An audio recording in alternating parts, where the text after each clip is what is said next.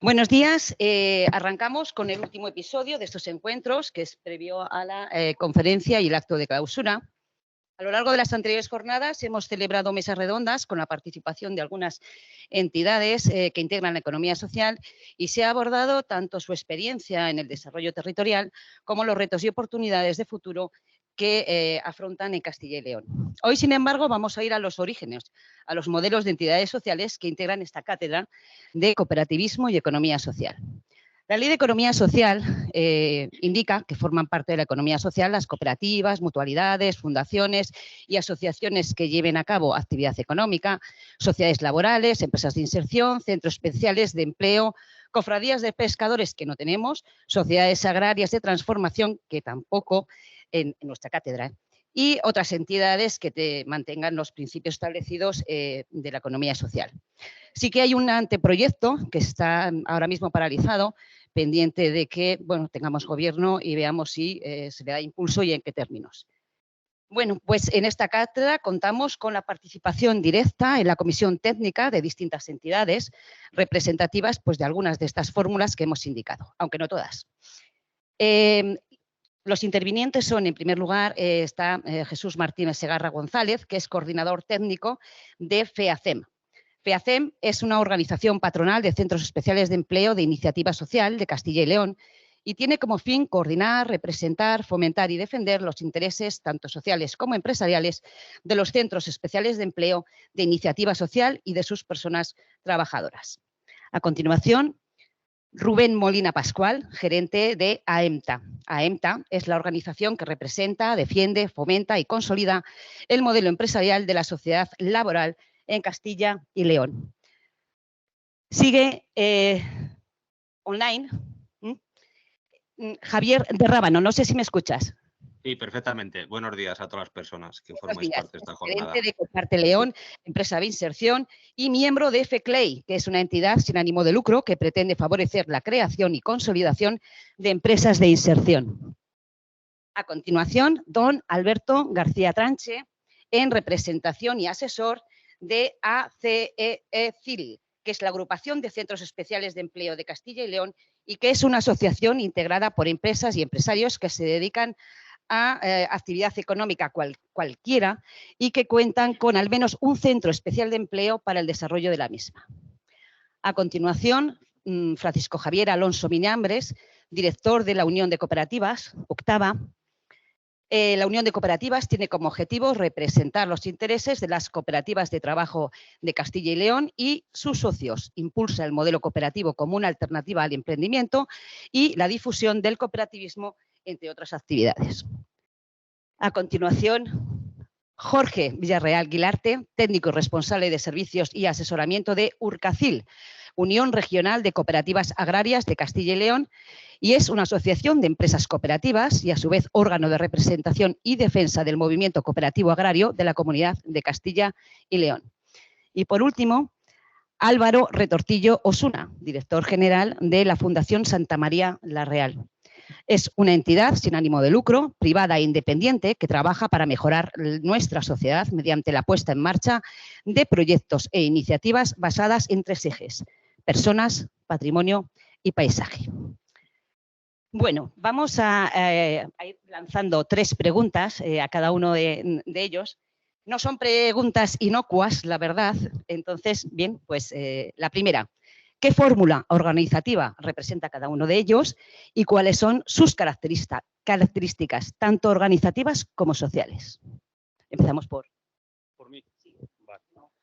Bueno, por lo primero, muchísimas gracias por la presentación, por darnos cabida y poder dar en este foro, poder contar aquí a los alumnos un poco lo que son las diferentes fórmulas de la economía social.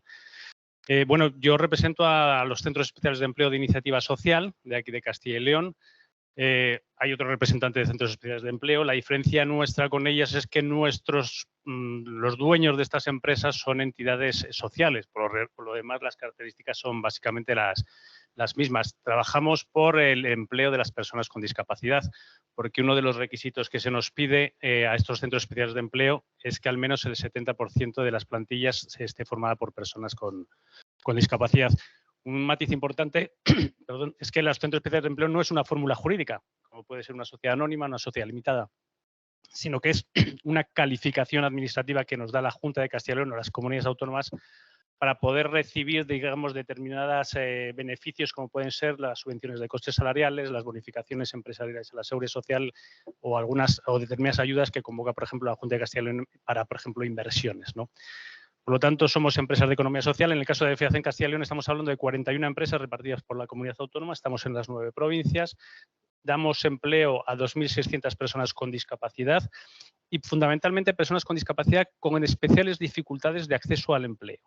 Estamos hablando de en torno a 1.900 personas con discapacidad intelectual que ahora mismo están trabajando en estas empresas de economía social y que seguramente si no estuvieran trabajando en estos centros sería muy difícil que estuvieran trabajando en la empresa ordinaria. ¿Por qué? Porque la gente con discapacidad intelectual no se entiende muchas veces que estén trabajando en la empresa ordinaria, que se las contrate. No suelen darles oportunidades de empleo a estas personas y hemos demostrado que cualquier discapacidad, por muy complicada que sea, permite que puedan desarrollar un trabajo productivo. Desde que se crearon los centros especiales de empleo, ya por el año 1985 empezaron a regularse. Hay gente que empezó a trabajar ahí, se ha jubilado ahí, ha desarrollado un proyecto de vida. En muchos casos, muchas familias dependían exclusivamente del salario de esta persona con discapacidad o discapacidad intelectual. Y, por lo tanto, los centros especiales de empleo se han consolidado como una muy buena herramienta de generación de empleo para colectivos o para personas con discapacidad y, sobre todo, las que más difícil lo tienen, como las personas con discapacidad intelectual. No me quiero enrollar más, que luego tenemos más preguntas y paso a mi compañero. Sí. Bueno, pues una sociedad laboral es una empresa mercantil en todas las dimensiones desde las que se aborde, con las mismas obligaciones fiscales, tributarias, laborales que cualquier tipo de empresa, ya sean anónimas o limitadas en función del capital social inicial con que se constituyan, con la peculiaridad de que tienen que cumplir 3 características fundamentales que son las que llevan a que sea calificada como laboral. Insisto en que pueden ser anónimas o limitadas, como cualquier otra empresa mercantil convencional. Y las 3 características básicamente son que el 51% del capital social esté en manos de socios trabajadores, que ninguno de los socios tenga más de un 33% del total del capital social y que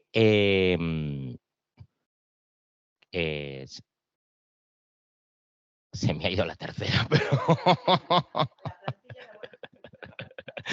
bueno, el 51%, como decía, del capital social en manos de socios trabajadores, 3 socios como mínimo y ninguno de los socios puede tener más del 33% del capital social. En todo lo demás, lo que no aparezca expresamente recogido en la ley que insiste y desarrolla un poco estas características, que es la Ley 44/2015, se aplicaría a la Ley de Sociedades de Capital. Y como comentaba anteriormente, en todo lo demás son empresas convencionales. ¿Por qué reúnen estas características? Porque la base de la sociedad laboral, aparte de ser el modelo de referencia en Europa de la empresa participada, es facilitar el acceso de los trabajadores a la propiedad del capital. ¿En qué sentido se diferencia una sociedad laboral de una empresa participada europea? En el sentido de que la sociedad laboral sí que garantiza que el control efectivo de la empresa lo tengan los socios trabajadores. Mientras que en una empresa participada, como gran apuesta europea, es suficiente con que parte del capital se ponga a disposición de los trabajadores, de manera que se vayan integrando también no solo en la plantilla de trabajadores, lógicamente, sino en el grupo de socios o inversionistas. Y decía que era el modelo de referencia porque realmente en Europa es el único modelo de empresa participada que está absolutamente regulado de principio a fin. Todo lo que son los requisitos tanto de constitución como de registro son exactamente iguales que en las empresas convencionales y, sobre todo, la apuesta que hace la sociedad laboral por esta participación de los trabajadores es que la lleva más allá de una participación en beneficios, que es la característica de la empresa participada. Se pretende que los trabajadores puedan participar de los beneficios, sino que la sociedad laboral lo consagra facilitando esta participación también en la gestión, precisamente por los porcentajes de capital que tienen que estar en manos de socios trabajadores.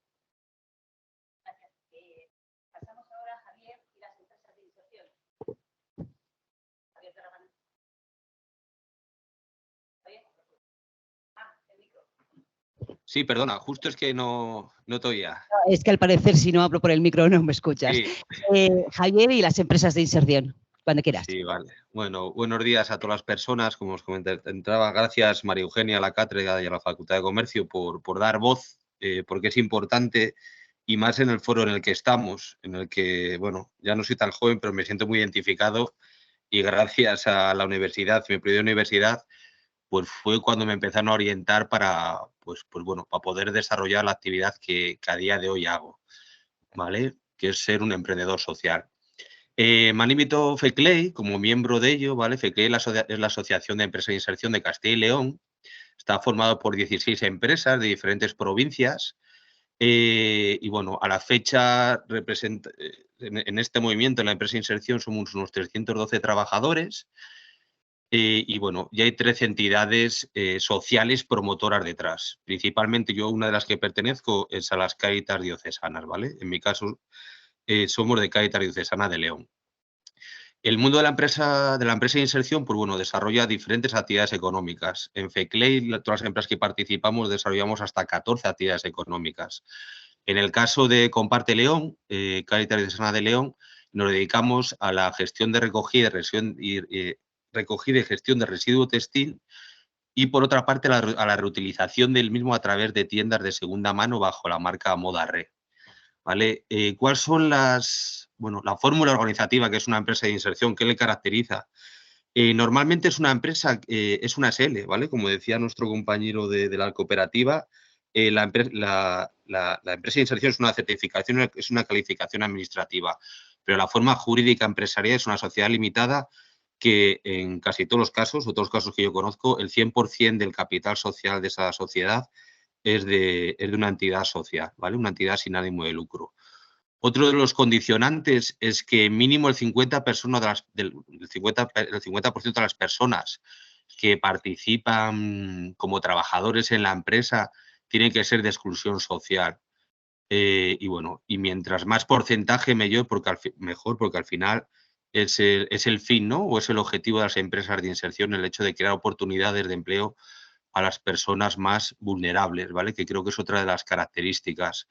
No tenemos un perfil concreto de trabajador o de persona que pueda aprovechar la oportunidad de encontrar un empleo. O sea, pueden pasar desde personas sin hogar hasta mujeres víctimas de violencia de género, trata de blancas, drogodependientes, personas que están en situación de que ha finalizado su proceso de cárcel y está en los centros de inserción social. Parados de larga duración, mayores de 45, 55. El único requisito que nosotros hacemos en los procesos de selección es que tengan las ganas de luchar por salir de esa situación y de aprovechar la oportunidad, ¿vale? Es el limitante. Estas personas, a su vez, tienen que estar certificadas por los servicios sociales de cada ayuntamiento o de la diputación que corresponda, donde certifiquen realmente que esa persona esté en una situación de exclusión social, ¿vale? Y después otro condicionante muy principal es que al final de la propia actividad empresarial, si consiguen generar un lucro, este lucro en la mayoría de los casos y por ley tiene que ser reinvertido en la propia empresa de inserción con objeto de seguir creciendo y seguir creando oportunidades de empleo. Y bueno, y después otro condicionante, y que es una de las bases del desarrollo de nuestra actividad, es que los trabajadores de inserción, aparte de ejercer una actividad laboral o productiva, durante el transcurso que están en la empresa tienen que adquirir ciertas competencias, tanto técnicas, profesionales, como sociolaborales, sociopersonales. Y el periodo máximo que pueden estar en la empresa de inserción son 3 años. Digamos que tenemos 3 años para hacer de estas personas personas totalmente competitivas que puedan acceder al mercado laboral ordinario, para que su puesto lo ocupen otras personas.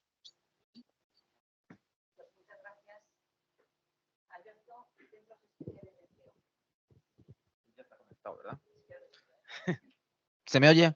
Sí. Bueno, pues como decía mi compañero Jesús, ACECIL pues es una patronal que representa pues a empresarios que han decidido hacer su proyecto empresarial apostando por integrar a personas con discapacidad mediante el empleo.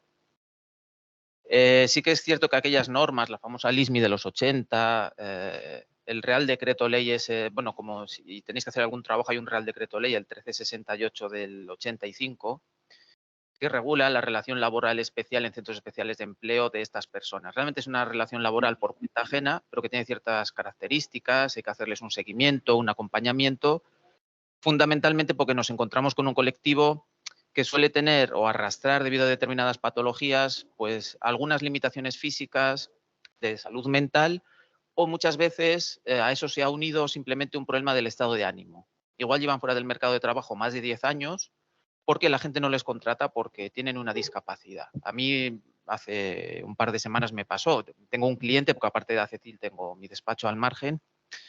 Le habíamos gestionado pues, la apertura de un bar, etcétera, etcétera, muchas cosas. Y nos apareció una chica que, bueno, pues había conseguido recientemente la nacionalidad, tenía discapacidad, unas notas excelentes, unos informes excelentes de sus profesores, de la institución académica, y este bar en concreto estaba buscando a una persona que cubriera un puesto para que esta señora había estudiado la formación profesional de manipulación de alimentos, cocina, etcétera, etcétera. Y lo que nos dijo es que, claro, que con discapacidad, que nos iba a meter en ese lío. ¿Cómo iba a contratar a una persona con discapacidad? Y no la contrató.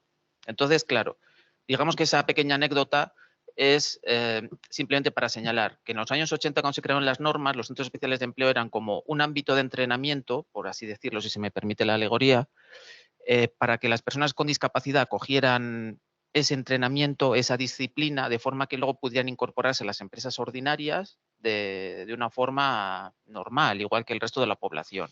¿Qué ocurre en la práctica? Que como ya no es un problema de capacitar a las personas con discapacidad, sino que es un problema de sensibilidad del resto de la sociedad, siguen excluidos y los centros especiales de empleo se han quedado constituidos en el granero del empleo mayoritario. Y ese es un poquito, a grosso modo, complementando un poco lo que dijo mi compañero Jesús, a lo que se dedican las empresas representadas por Acecil. Muchas gracias.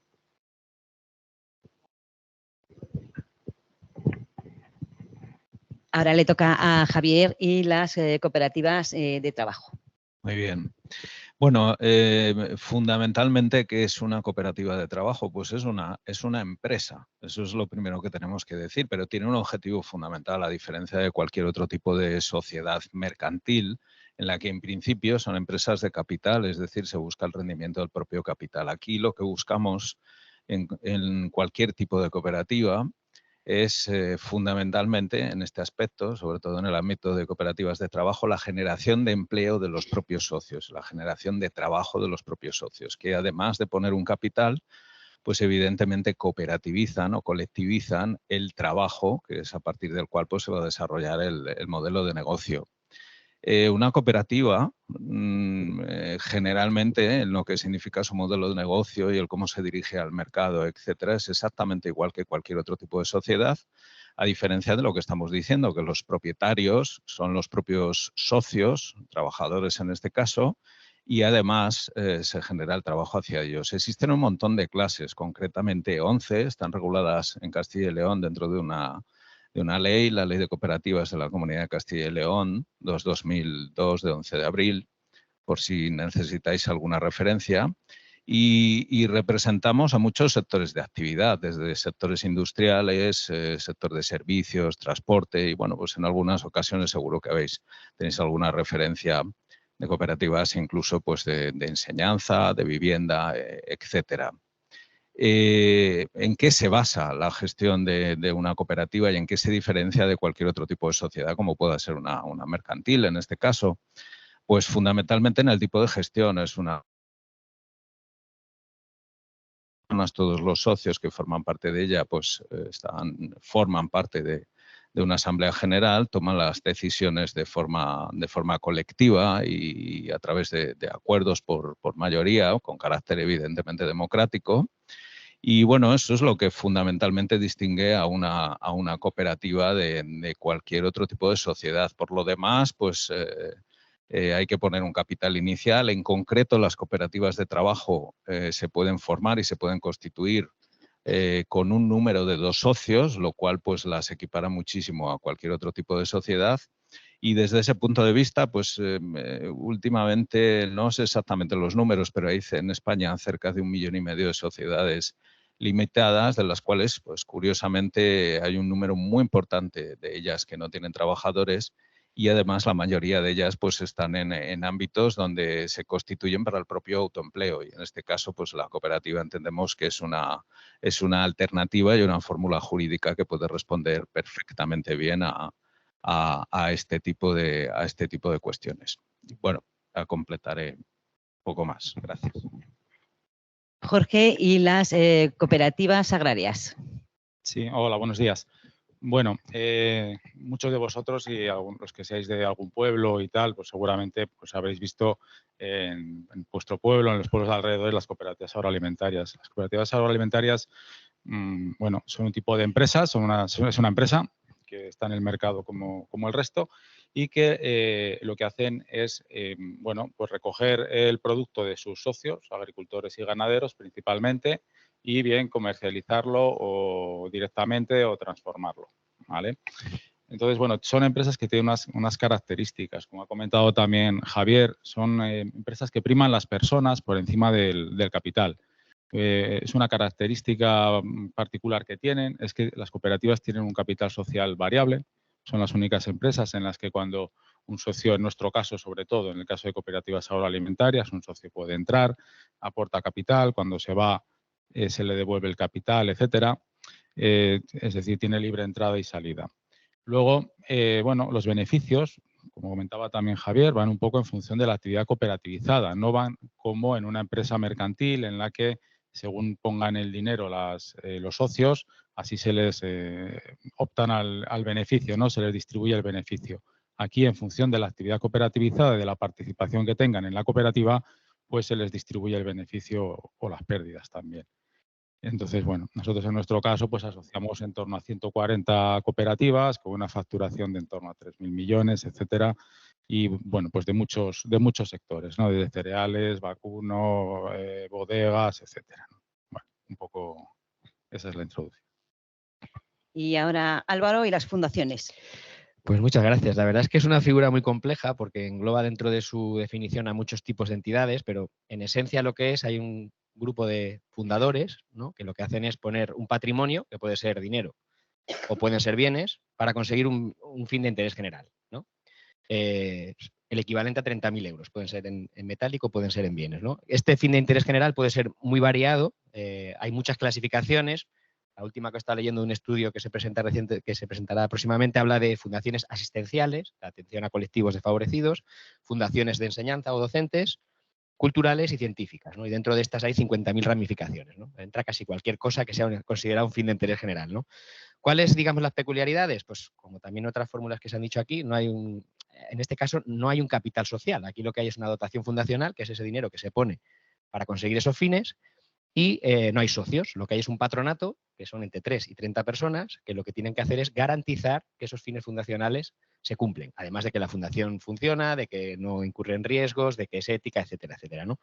Bien, ese capital social, perdón, esa dotación fundacional es la que de inicio hace que la fundación pueda cumplir esos fines de interés general, y esos patronos ejercen su cargo de manera gratuita. Es decir, a diferencia de otras figuras, aquí los patronos no cobran. Los patronos están ahí porque quieren garantizar que ese fin de interés general se cumple. Eso sí, luego hay un equipo de gestión, por ejemplo, nosotros en el que nos incluimos, de trabajadores, porque si no sería imposible hacerlo, ¿no? Dentro de las fundaciones, pues este concepto del fin fundacional es clave, porque cualquier cosa que no vaya al fin fundacional pues tiene problemas, ¿no? Y bueno, fundaciones hay de muchos tipos y además categorías de distintas maneras y demás. A mí me gusta una que habla de 4 tipos, que es las fundaciones públicas, que las dejamos al lado, porque son fundaciones que las que al menos el 50% de la dotación fundacional es aportada por administraciones públicas y los requisitos. Fundaciones, digamos, corporativas, que son fundaciones ligadas a grandes empresas, ligadas a sindicatos, a partidos políticos, que también quedan fuera de la economía social, aunque no estrictamente, ¿vale? Fundaciones patrimoniales, que son muchas veces fundaciones pues, de alguien que tiene mucho dinero y dice, bueno, voy a donar una herencia, voy a donar parte de mi patrimonio para ayudar con las rentas de esa herencia a un colectivo o a lo que sea, o a actividad cultural. Y las fundaciones de economía social, ¿no? Que son fundaciones, como yo digo, que nos buscamos la vida todos los días y que no tenemos detrás nadie que nos aporte esos fondos de manera sistemática, sino que operamos, ¿no? Operamos con actividad económica, que esa es la gran diferencia. Fundaciones con actividad económica, ¿no? Aquí en Castilla y León Esto es difícil de calcular porque está el registro de aquí de Castilla y León, registro nacional, hay fundaciones como nosotros que estamos en el nacional y que operamos en Castilla y León el 50% de la actividad más o menos, pero se estima que hay unas 800 y pico de las cuales no están activas todas ni muchísimo menos, ¿no?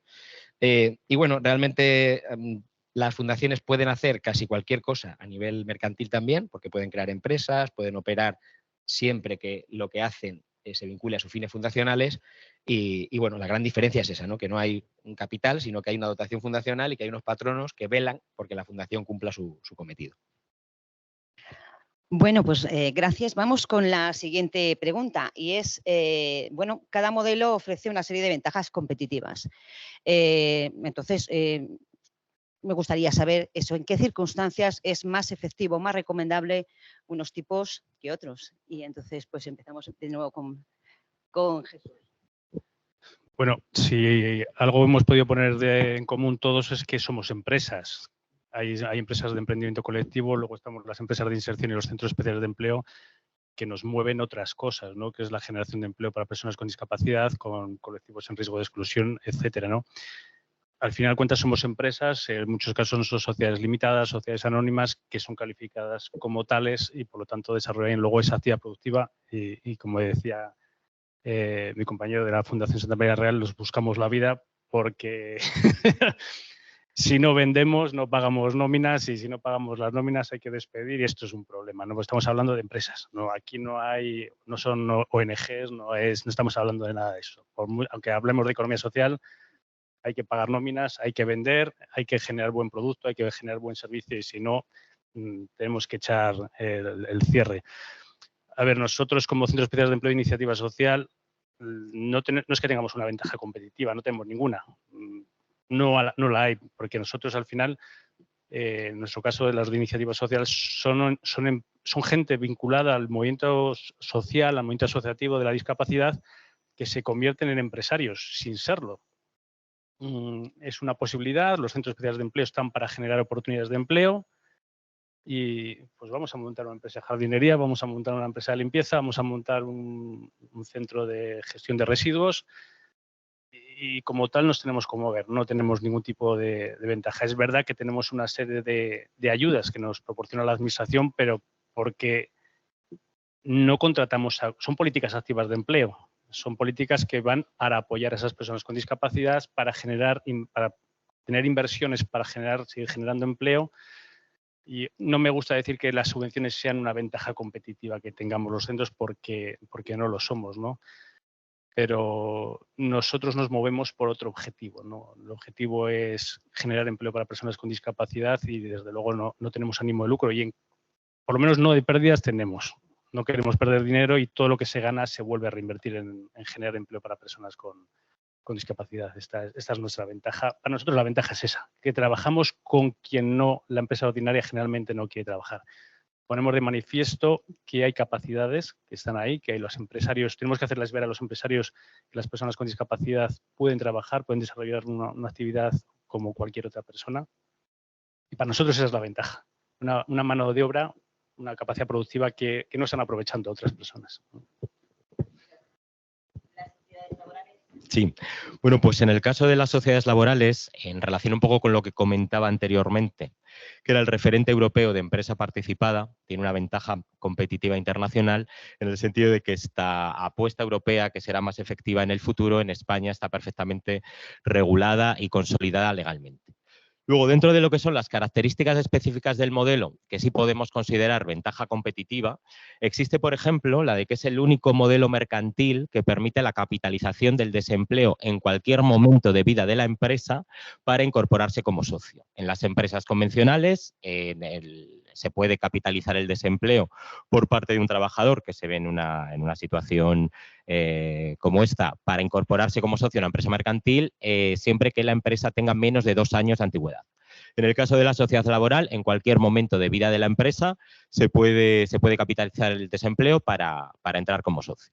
Por otro lado, es el único modelo mercantil también que al margen de la tenencia de capital social efectivo que se tenga, se entra en el régimen general de la seguridad social. que es un régimen mucho más protector con el trabajador, que cuando tiene consideración de trabajador es un trabajador a todos los efectos y al mismo tiempo no por ello deja de ser socio, mientras que en la empresa mercantil convencional una tenencia superior al 25% implica el tenerse que dar de alta en el régimen de autónomos, que tiene otro sistema de protección, especialmente en las situaciones de crisis. Y, bueno, al margen están otras situaciones de control efectivo de la empresa y demás, pero bueno, básicamente lo podemos resumir en esto. Por otro lado, es un modelo perfecto para la retención del talento, que es un inconveniente grandísimo que están encontrando las empresas, independientemente de cuál sea su modalidad. Retención del talento desde el punto de vista en que si el trabajador entra a formar parte de la empresa como socio, siente la empresa como un proyecto propio. Y, por otro lado, es el único modelo mercantil que garantiza la pervivencia de la empresa más allá de la vida, tanto biológica como profesional, de lo que podemos considerar socios fundadores. En el sentido de que el artículo 2C de la Ley 44/2015 establece que los trabajadores con contrato indefinido de la empresa que no sean socios no pueden prestar más del 49% de las horas de trabajo. De manera que lo que están pretendiendo con este artículo es que las empresas vayan incorporando como socios trabajadores a aquellos trabajadores con contrato indefinido que lleven ya el tiempo suficiente en la empresa como para que haya que el darles la oportunidad de que entren a formar parte del equipo de gestión. Desde este punto de vista, en la medida en la que se va produciendo un relevo generacional obligatorio, por decirlo así, la garantía de pervivencia de la empresa más allá de la jubilación, por ejemplo, de un empresario convencional, está garantizado y en otros modelos mercantiles no aparece. Y al mismo tiempo, la apuesta legislativa que estamos haciendo por parte sobre todo de la patronal nacional, por parte de la Borpar, es que la sociedad laboral sea el modelo de referencia para las situaciones generales de sucesión empresarial. Sobre todo en empresas familiares de núcleos poblacionales pequeños, donde si se jubila el empresario y ninguno de sus hijos quiere hacerse cargo de la empresa, que se le pueda transferir la propiedad a los trabajadores con el menor coste para el empresario. De hecho, hay ya una consulta vinculante de la Hacienda Foral de Guipúzcoa, donde en una situación como la que estaba comentando, por la transferencia de la empresa, ha reconocido la Hacienda Foral que el empresario no tiene que tributar nada por patrimonio. De manera que, bueno, este tipo de ventajas competitivas, que además aparecen reguladas en la propia Ley de Sociedades Laborales, combinadas también con la parte más filosófica o más contextual del que compartimos con el resto de entidades de economía social, es lo que hace que sea un modelo diferenciado que al mismo tiempo presenta las mismas utilidades que un modelo convencional, pero en lo que es nuestra opinión, y así lo defendemos, mucho más moderno. O sea, nosotros consideramos que la empresa del siglo XXI es una sociedad laboral, fundamentalmente. Pasamos ahora a Javier y empresas de inserción, que supongo que pasará como los centros especiales de empleo, ¿no? Correcto, correcto. Por no repetir el fundamento y las nociones que ha dado Jesús, ¿vale? De cooperativa y de iniciativa social. Las empresas de inserción es lo mismo. Al final, bueno, estamos aquí ahora en la Facultad de Comercio, negocio. Claro, o sea, si lo que estás buscando es ánimo de lucro, un negocio rentable o un buen salario, la empresa de inserción no es el modelo. Ahora bien, si lo que estamos buscando es un impacto social, una creación de empleo, o incluso uno de los universitarias que nos estén escuchando, el hecho de, pues bueno, de unificar esa filosofía de vida o esos otros intereses que no sean económicos, también puedes vivir de ello, ¿vale? Yo llevo viviendo del emprendimiento social de las empresas de inserción 15 años, ¿no? O sea, prácticamente toda mi vida profesional, sin aspirar a grandes sueldos de que podría ser gerente de otra empresa convencional, que ganaría el doble o el triple, pero puedo mantener una vida digna, cómoda, luchando por unos objetivos en los que creo y teniendo un impacto con la actividad que desarrollas, ¿no? Como ventajas competitivas dentro de lo social, dentro de ese no lucro, pues creo que hay infinidad.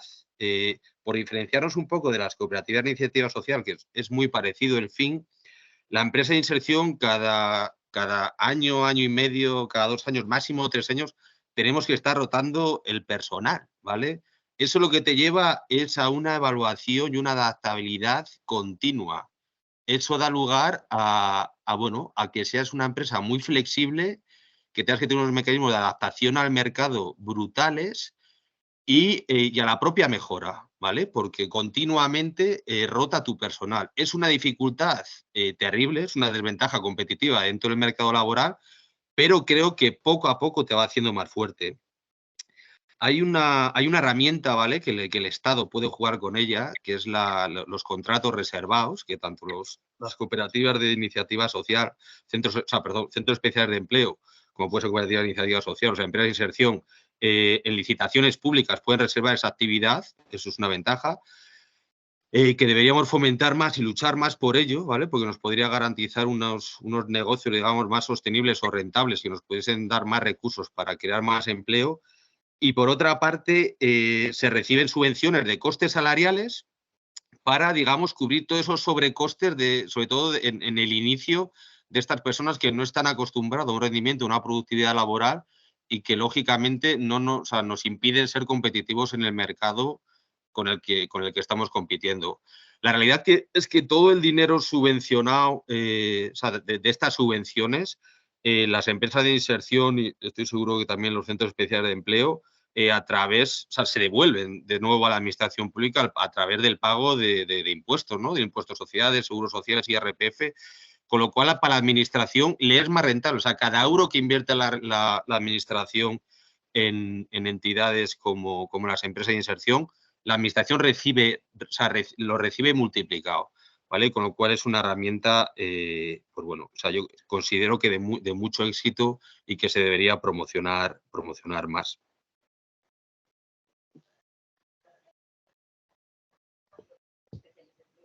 Sí, muchas gracias. Bueno, pues complementando un poco también lo que ha dicho Jesús, las ventajas competitivas de los centros especiales de empleos y lo que ha dicho el compañero, perdón que se me ha escapado el nombre, de empresas de inserción, Javier. Efectivamente, según los estudios, por ejemplo, en el caso de los centros especiales de empleo, se estiman que por cada euro que se recibe de la administración, al menos se devuelven unos 3 euros en forma de impuestos, cotizaciones y demás. Recientemente Ilunion, a través de Servimedia, presentó un estudio donde dicen que ellos estiman que es en torno a los 6 euros.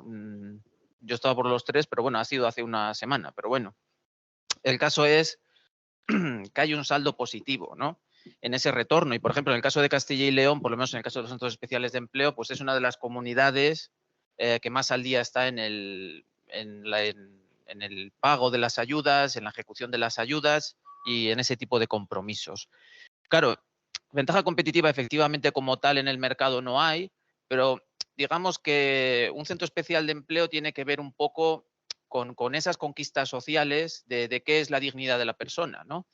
Si una persona tiene su dignidad, le falte un brazo o tenga no sé qué secuelas, sea mayor, sea un niño, es decir, desde que nace hasta que muere o no tiene esa dignidad.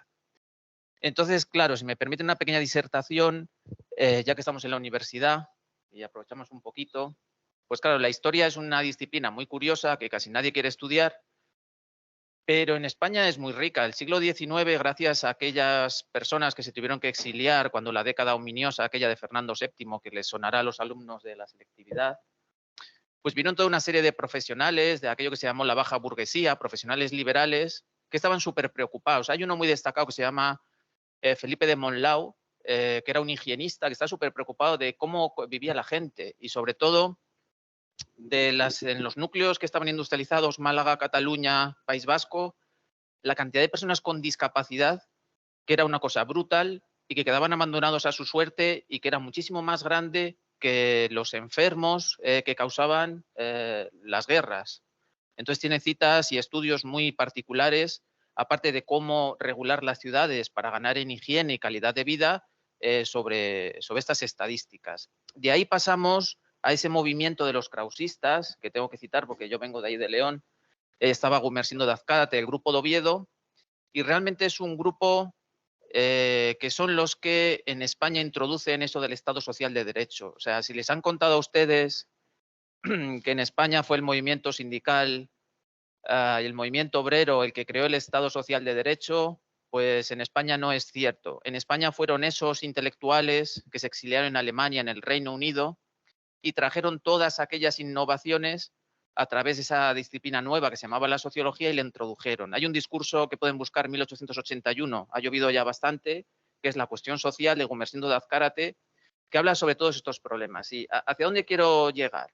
Pues quiero llegar a que poco a poco se ha ido conquistando, igual que se ha conquistado la libertad de conciencia, la libertad de expresión, etcétera, etcétera, se han ido conquistando una serie de derechos y un centro especial de empleo y la economía social es particularmente la expresión del respeto a esa conquista de derechos sociales. Es decir, nosotros, como Centro Especial de Empleo, entendemos, igual que mi compañero Jesús, que una persona es digna y, por tanto, necesita integrarse en el mercado de trabajo porque eso va en favor del desarrollo de la propia persona.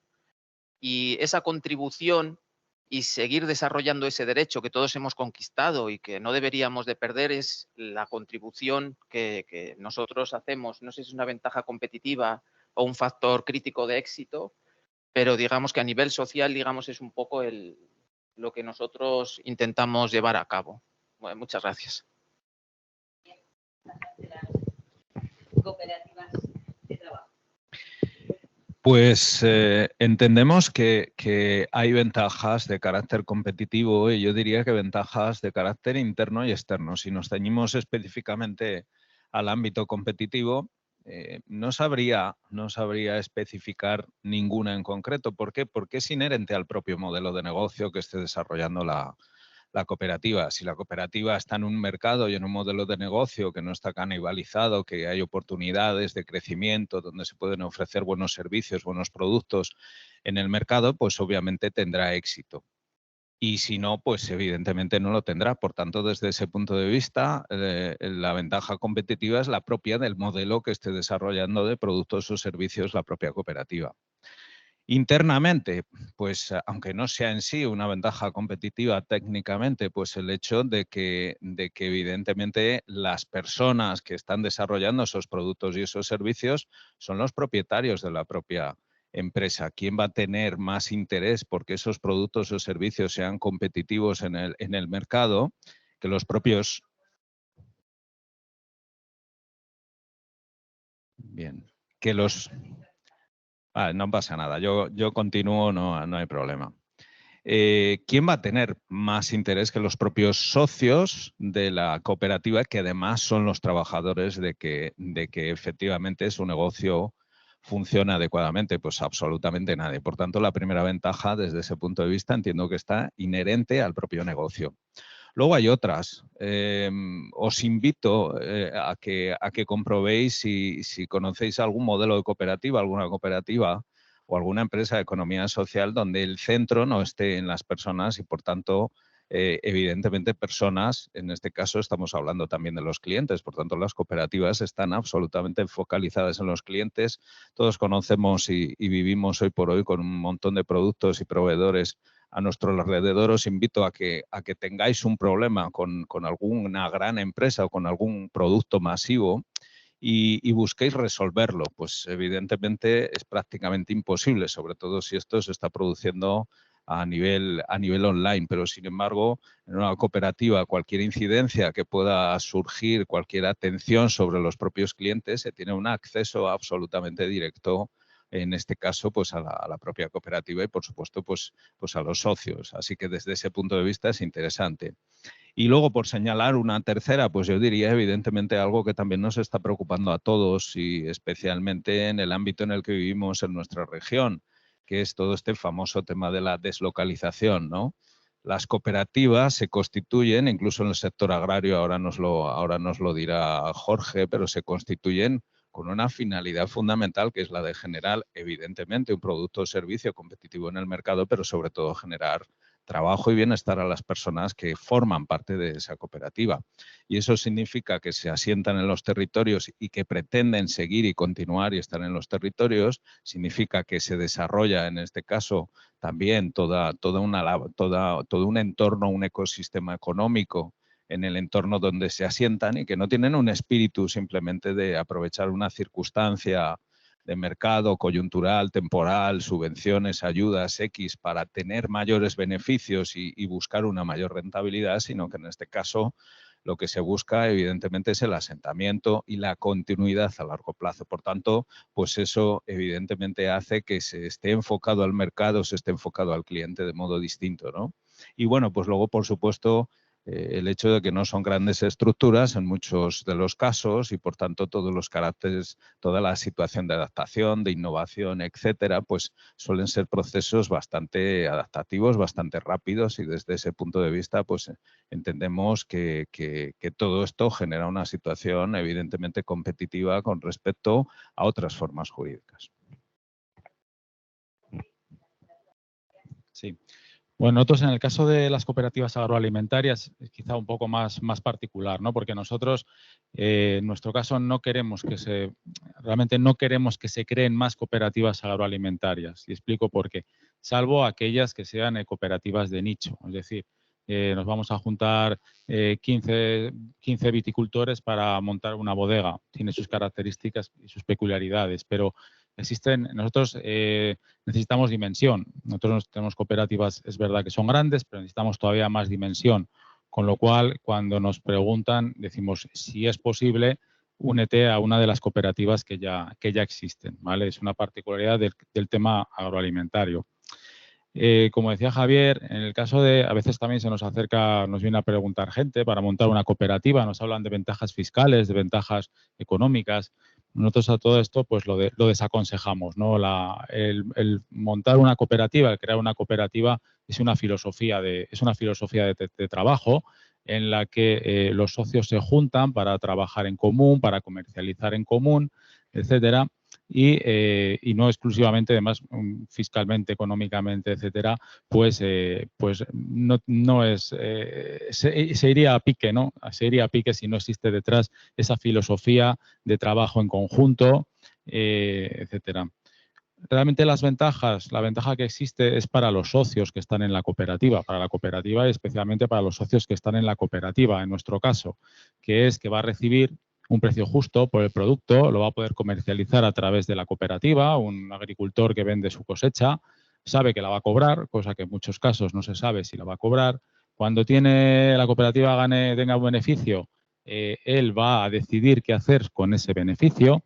Es decir, son dueños de sus propias empresas, ¿no?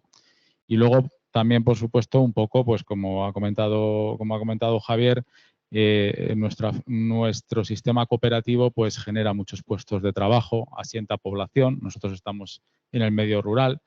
El medio rural sería muy distinto si no estuvieran las cooperativas, ya que ayudan a fijar población, fijan también los precios. Si las cooperativas no existieran, a todos aquellos agricultores y ganaderos que están fuera de las cooperativas, pues otro gallo cantaría, ¿no? Las cooperativas llegan a aquellos sitios donde no llegaría una empresa. Si yo tengo un ganadero en la montaña de León, probablemente una empresa a lo mejor no iba a recogerle la leche o no iba a llevarle pienso. Una cooperativa sí que lo va a hacer, ¿no? Y bueno, como os comento, son empresas de personas que prima la persona por encima del capital. Y bueno, un poco eso. Bueno, pues así he cambiado el argumento respecto a lo que traía un poco preparado, ¿no? A medida que escuchaba, ¿no? Yo veo al final como en una sociedad capitalista mercantil, ¿de quién es? Pues de sus socios o accionistas, ¿no? ¿Quién es en el caso de las cooperativas? De los cooperativistas. En una asociación, de los asociados. Y las fundaciones, de la sociedad, ¿no? Al final, del interés general. Y precisamente esto, la vinculación a una causa, a fines de interés general, es algo que mueve muchísimo y que lo que puede parecer una desventaja, porque al final no sabes de quién es esto, porque el patronato tiene una función, pero no es que sea el propietario de la fundación, ¿no?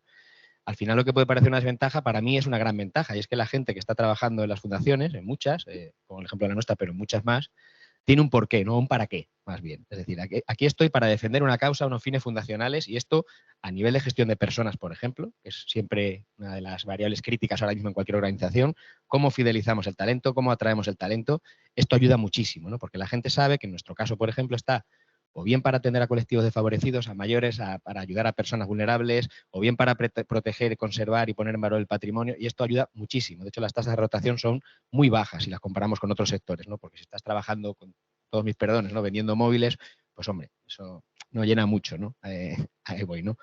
Luego hay otra cuestión que es la flexibilidad de la fórmula, ¿no? Yo estaba también haciendo recuento ahora mismo de los modelos de ingresos que tenemos, me salen 9, seguramente sean más, ¿no? Es decir, podemos vender como cualquier empresa en el mercado, podemos tener subvenciones, tanto en concurrencia como de manera directa, podemos participar en contratación pública, podemos sostener donaciones públicas y privadas, podemos concertar con la administración pública, etcétera, ¿no? Es decir, es una fórmula muy flexible que además permite una colaboración con la administración de muchas maneras, ¿no? Y esto no todas las fórmulas jurídicas lo permiten, en el caso de las fundaciones se puede hacer de muchas maneras y esto desde luego que es una ventaja, ¿no? También te permite crear empresas. De hecho, nosotros tenemos, por ejemplo, 3 empresas mercantiles activas y con actividad, que la fundación es el socio único en este caso, ¿no? Pero incluso puedes tenerla con otros, ¿no? Es decir, que esto te da una gran flexibilidad. Siempre digo que somos empresas sin ánimo de lucro, pero sin ánimo de ruina también. Es decir, nosotros al final lo que hacemos es todo lo que se genera, aquí no va a un accionista o no va a las personas, si va en forma de salarios, va a los fines sociales de la entidad, ¿no? Y la tercera es un poco, también se ha comentado, ¿no? La durabilidad en el tiempo y el compromiso con un territorio, con causas muy, muy particulares, ¿no? Cuando tú al final lo que haces es defender algo, pues lo haces a largo plazo, no constituyo una fundación para hacer una cosa específica en un momento determinado y me voy porque ya he conseguido esto o porque la quiero vender en el caso de una startup, ¿no? Ahora mismo con los éxitos y demás. Aquí te comprometes con un territorio, te comprometes con unas causas y eso te permite establecer raíces, establecer lazos, durar en el tiempo, comprometerte con los territorios, en nuestro caso particular, con Aguilar de Campo y Castilla y León, a pesar de que operamos en toda España y en el extranjero, están unos compañeros ahora mismo en México y hoy mismo, pues el compromiso con el territorio es muy fundamental, ¿no? Y yo así, haciendo recapitulación y con lo que ya se ha dicho, por no redundar, me salen esas 3, pero bueno, seguramente hay más. Bien, pues vamos a por la última pregunta, y es que, bueno, las empresas de economía social se llaman así porque llevan inherentes, integran en sí mismos determinados valores y principios propios, bueno, que en realidad es un objetivo inmediato de todo tipo de organizaciones, que es la responsabilidad social corporativa. La tenemos ahí y prácticamente es una obligación. Me gustaría que cada una de vosotros me fuerais diciendo qué fórmulas potencia más dentro de esto, de la responsabilidad social, cada uno de los tipos que defendéis. Bueno, yo por complementar la pregunta anterior, más que nada porque aquí estáis gente que estudiáis comercio y que queréis montar empresas y seguramente alguno se quiera forrar rápidamente, ¿no? Con esto no, Con esto aquí no esperéis grandes beneficios ni convertiros en un Bill Gates ni nada de eso, porque aquí esto es otra historia, es otra filosofía, es economía social. Economía social y además con una responsabilidad social, como decías.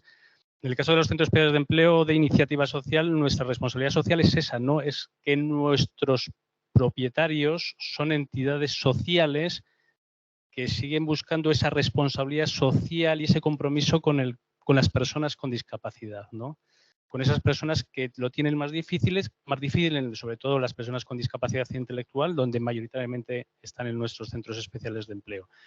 Somos empresarios, pero por responsabilidad social, no porque tengamos filosofía empresarial, ni queramos ganar dinero, ni queramos forrarnos, no. Queremos generar empleo para personas con discapacidad, queremos generar oportunidades, queremos que se incorporen al mercado de trabajo y la mejor herramienta es el Centro Especial de Empleo. Nuestra responsabilidad como entidades sociales es esa, crear empresas para que tengan su primer puesto de trabajo en muchos casos, ¿no? El primero y en muchos casos el último. No nos pasa como las empresas de inserción, donde es verdad que a los 3 años tienen que dejar la empresa de inserción y buscar la empresa ordinaria. En nuestro caso, como decía antes, muchas personas con discapacidad han desarrollado todo su proyecto de vida laboral en nuestros centros especiales de empleo y que yo muchas veces no veo tampoco mucha diferencia entre una empresa ordinaria y muchos de nuestros centros especiales de empleo, porque al final nos pegamos con los clientes, nos pegamos con la competencia y encima prestamos servicios de ajuste personal y social, hacemos adaptaciones de puestos de trabajo. Entonces, bueno, estamos haciendo algo más de responsabilidad social, ¿no? Y además, la responsabilidad social es algo voluntario, no es una norma, no es de obligado cumplimiento, ¿no? Lo hacemos voluntariamente porque queremos. Sí, pues desde la exposición de motivos de la Ley 44/2015, las sociedades laborales se reconocen como parte de la economía social, lo cual nos lleva al artículo 4 de la Ley de Economía Social, donde aparecen los principios de responsabilidad social corporativa que compartimos todas las familias. La primacía de la persona sobre el capital, la aplicación de los resultados en función del trabajo y para el cumplimiento del fin social, la promoción de la solidaridad interna y también con la sociedad, lo que nos lleva a otro tipo de principios, como el compromiso con el desarrollo local, con la igualdad efectiva entre hombres y mujeres, con la cohesión social, con la inserción de las personas en riesgo y la independencia respecto de los poderes públicos. Y específicamente en el artículo 13.3 y 13.4 de la Ley de Sociedades Laborales se hace referencia a estos principios aplicados directamente a la gestión de los administradores. Teniendo en cuenta, como comentábamos anteriormente, que los socios son además trabajadores de la empresa, la composición de los órganos de administración en la sociedad laboral es probablemente el más democrático dentro de lo que son los modelos mercantiles convencionales. Si ya la propia ley condiciona que los administradores cumplan con estos principios que aparecen recogidos en el artículo 4 de la Ley de Economía Social, adaptados tangencialmente a lo que es el diseño concreto de la sociedad laboral, los principios de responsabilidad social corporativa, en el caso de la sociedad laboral, podemos entender que son incluso un mandato legal que forma parte de la esencia misma de su modelo, que es esta ley que os comentaba y que en todo lo que no aparezca recogido en esta ley regula directamente la Ley de Sociedades de Capital. Sí, me toca. Sí, te toca. Muy bien.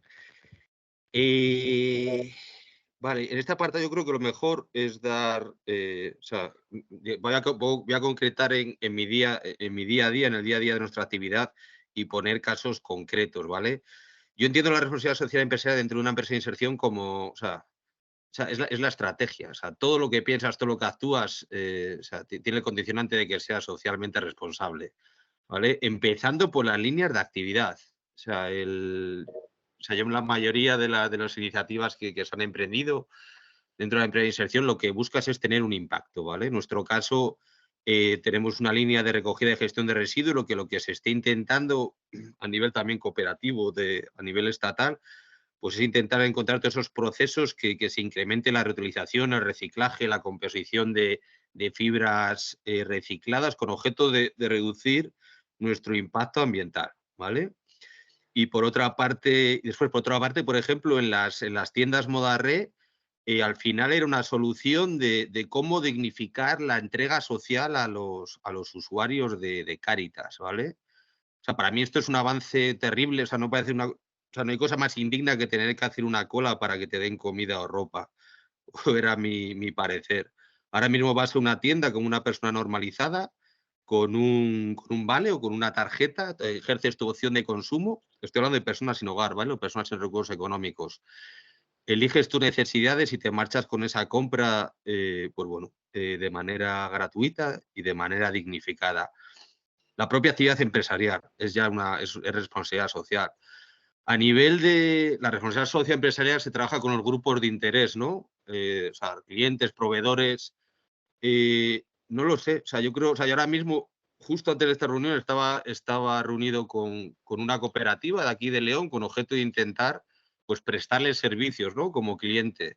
Entonces, estaba el pensamiento de lo que yo me iba a ver, de la empresa de inserción nos íbamos a beneficiar, pero mi pensamiento también era cómo aportarles, cómo sumarles valor añadido a ello, ¿vale? A nivel de recursos humanos, casos que nos han pasado y pasan y nos han pasado a casi todas las personas que estamos hablando hoy, seguramente, pues, al final contratamos a personas, ya para empezar, el mismo proceso de selección, damos la oportunidad a la persona más vulnerable o que más difícil tiene acceder al empleo. Ya de primeras que estás, es la antítesis, ¿no? En vez de contratar al más competente, al más trabajador, dentro del mercado, vas al más vulnerable o al que más difícil va a tener de emplearse en el mercado. Y ya no solo eso, sino que vas a invertir recursos, de tiempo, de energía personal, en formarles, en desarrollarles, en capacitarles profesionalmente, sabiendo que en un periodo corto de plazo van a estar fuera de tu empresa. ¿no? O sea, son todo políticas que desde el punto de vista de responsabilidad social tienen mucho sentido, pero desde el punto de vista empresarial no tendría, digamos, sentido ninguno, ¿no? Entonces, bueno, o sea, es que es todo, o sea, todos estos ejemplos que, o sea, yo creo que es el día a día, ¿no? La responsabilidad social empresarial, que al final es lo que define a iniciativas de emprendimiento social y de empresas de inserción.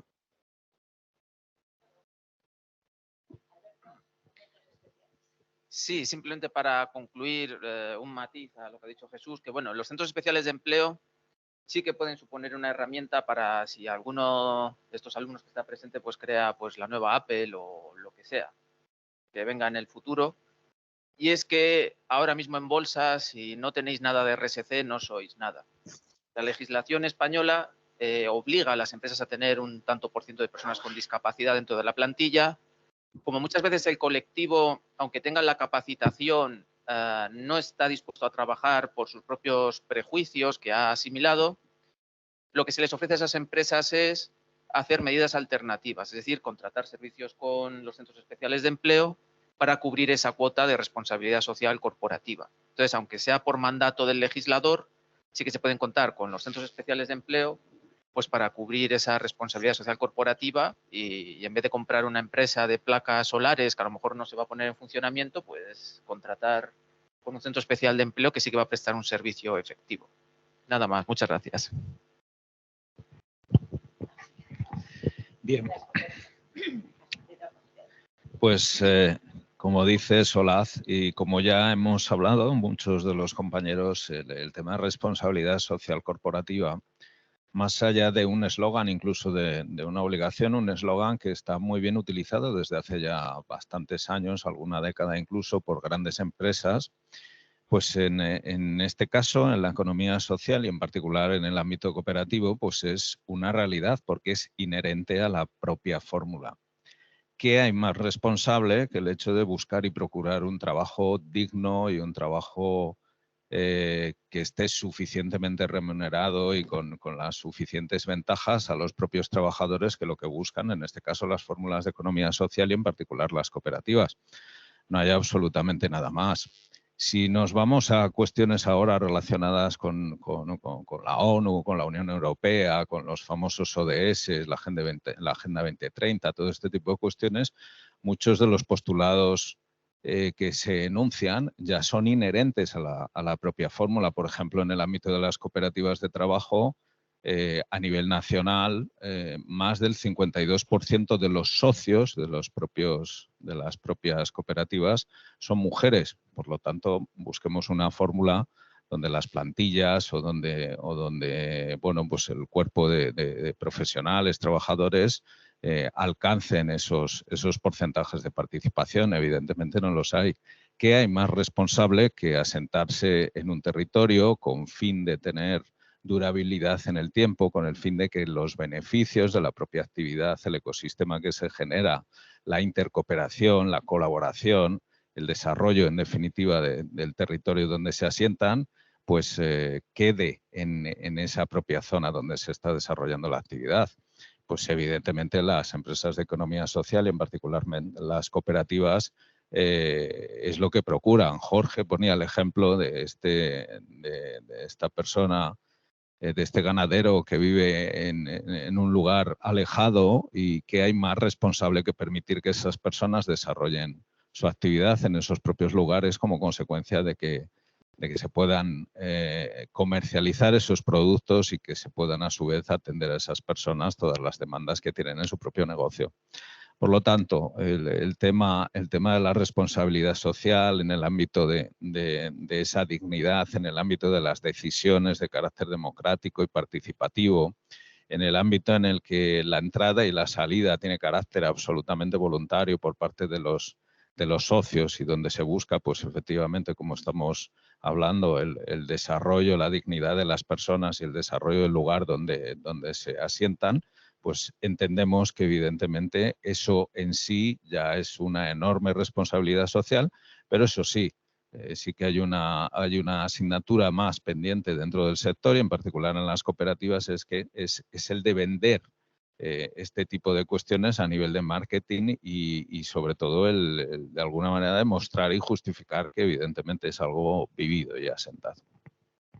Gracias. Las agrarias. Sí, bueno, ya lo ha dicho todo casi Javier. Nosotros lo de las mujeres no lo cumplimos. Esto en el campo está complicado, pero bueno, estamos intentándolo también, ¿eh?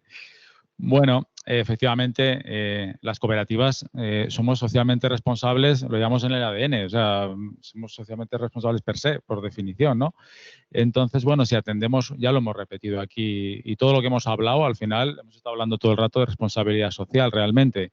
Si atendemos un poco a las 3 dimensiones de la responsabilidad social, la parte económica, social y medioambiental, pues en la parte económica ya lo hemos comentado, al final el socio propietario de la cooperativa es el que va, en nuestro caso, es el que va a recibir el precio del producto e incluso va a decidir sobre el qué hacer con ese beneficio, ¿vale? Todo, digamos, queda en el socio, quedaría en el socio. En cuanto a la dimensión social, ¿qué más que estar fijando población en el medio rural, creando puestos de empleo? Las cooperativas, por ley, por la ley de cooperativas, tienen la obligación de destinar un 5% del beneficio a fondo que se llama Fondo de Educación y Promoción. Entonces, al final, las cooperativas están invirtiendo en el entorno donde se están desarrollando, ¿no? Y luego en la dimensión medioambiental, pues los más interesados en el medio ambiente somos los que vivimos del medio ambiente. Los agricultores y los ganaderos, pues al final necesitan del campo, necesitan del entorno y realmente, efectivamente, son los que más lo cuidan, ¿no? Las cooperativas, al final, tenemos una trazabilidad muy clara de lo que tenemos. Las cooperativas indican incluso a los socios, a los ganaderos, a los agricultores qué cultivar, las formas de cultivarlo, etcétera, ¿no? Para que llegue el mejor producto al consumidor. Sí que es verdad, como comentaba Javier, que nuestro gran problema es que nosotros no sabemos muchas veces vender lo que hacemos, mientras que hay otros muchos que están vendiendo lo que no hacen, ¿no? En este sentido, no basta con cambiar el logo y ponerlo verde para ser medioambientalmente sostenible, ¿no? Entonces sí que debéis ser críticos un poco y pensad un poco en todo esto. Álvaro, y las fundaciones. Esto de hablar el último es complicado porque está todo dicho, ¿no? Pero bueno, básicamente cojo algunas reflexiones que han salido aquí, ¿no? La primera es que efectivamente somos empresas. Otra cosa es que los fondos o la manera de gestionar no va a los accionistas o va a los trabajadores o a los fines sociales y demás, pero realmente funcionamos como empresas, por lo tanto la responsabilidad social en este caso es algo que tenemos que tener dentro de nuestras políticas y efectivamente, como también se ha mencionado, es algo que va más allá de la ley. No vale con cumplir el 2% de discapacidad que se dice, ¿no? O sea, que hay que aspirar más allá, porque eso ya te lo dice la ley, ¿no? En ese caso, ¿no? Nosotros, al final, al ser fundaciones, lo tenemos más fácil, porque somos de interés general. Entonces, digamos que nuestro ADN está, como muchas de las otras que ya se ha dicho también, que ya tenemos que ser socialmente responsables, ¿no? Y muchas veces, ¿cómo se demuestra eso? Pues que estamos en mercados donde también se ha dicho, nadie se va a hacer rico. Nadie se va a hacer rico vendiendo publicaciones de Románico o ayudando a jóvenes que tienen problemas de salud mental en búsqueda de empleo, ¿no? Por poner 2 ejemplos de las cosas que hacemos, ¿no? Entonces ahí, desde luego, cuando hay un fallo de mercado y estamos ahí muchas organizaciones comprometidas con estos colectivos o con estas causas, es porque ya estamos haciendo algo socialmente responsable, porque si quisiésemos ganar dinero nos iríamos a otro sitio, ¿no? Esa es una de las primeras. Y luego realmente como cualquier organización, ¿no? Al final, más que responsabilidad social, ahora se habla mucho de la ESG, de los criterios ambientales de buen gobierno y sociales, ¿no? Nosotros, por poner algunos ejemplos, ¿no? Pues en temas ambientales, pues hemos creado un área de paisaje donde tratamos de proteger el entorno natural de aquellos territorios donde tenemos un mayor compromiso, de los incendios, de las inundaciones, pero también de las políticas energéticas no responsables, ahora con todo el tema de las energías renovables, que esto es ciertamente polémico y demás. Y aquí nos comprometemos mucho con los territorios y ahí incluso a veces a costa de nuestra financiación, ¿no? En muchos casos, ¿no? Por supuesto, políticas de emisión de huellas de carbono, generar conciencia ambiental en toda la plantilla, tenemos iniciativas también en este sentido. Hablando de temas sociales, pongo solo algunos pequeñitos ejemplos para no aburrir y para acabar ya la mesa que llevamos mucho rato hablando, ¿no? Pues desde luego, hablando de las mujeres, nosotros al revés, nosotros somos casi el 80% de la plantilla de la Fundación son mujeres, ¿no? Es decir, y esto es una cosa que es, y muchas en medio rural. Imaginaos que sabéis que en el medio rural, cuando se van las mujeres, en general, mal futuro, ¿no? Pues nosotros en este sentido tenemos un gran compromiso con este criterio, ¿no?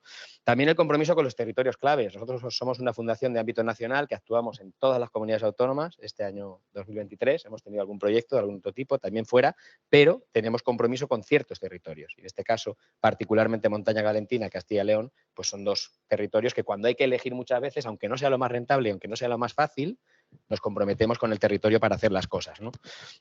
Tenemos también, por ejemplo, el objetivo, se ha hablado de la discapacidad, ese 2%, nosotros siempre queremos estar por encima. Es decir, es un compromiso que tenemos y a veces cuesta, es difícil, pero nosotros lo tenemos ahí como algo que queremos superar. No nos vale cumplir la norma para presentarnos a los proyectos, queremos ir y tener más, ¿no? O una figura que tenemos dentro, que hemos copiado de las cooperativas en algún caso, que es el Consejo Social. Nosotros tenemos un órgano de participación de los trabajadores donde, a pesar de que no somos una organización con una fórmula democrática entre la plantilla a la hora de tomar decisiones, sí que lo intentamos hacer para muchas cosas, ¿no? Y luego en temas de gobernanza, en la G de buen gobierno, pues hombre, aquí hoy en día cualquier organización que no preste atención a cuestiones tales como los conflictos de interés, el buen gobierno y estas cuestiones, pues está cada vez más fuera de la sociedad. Y en este caso, pues estamos precisamente desarrollando toda una política de gobernanza donde no solo tenemos en cuenta la fundación, sino también los impactos que generamos en el entorno y a los otros agentes de interés, ¿no? Y así, por resumir un poquito, pues esto sería. Pues muchas gracias a todos. Habéis sido, la verdad, bastante concisos y os habéis sujetado más o menos en tiempo a lo que estaba previsto. Y ahora no sé si alguien quiere hacer alguna pregunta. No. Ha quedado todo clarísimo, sí. Bueno, pues...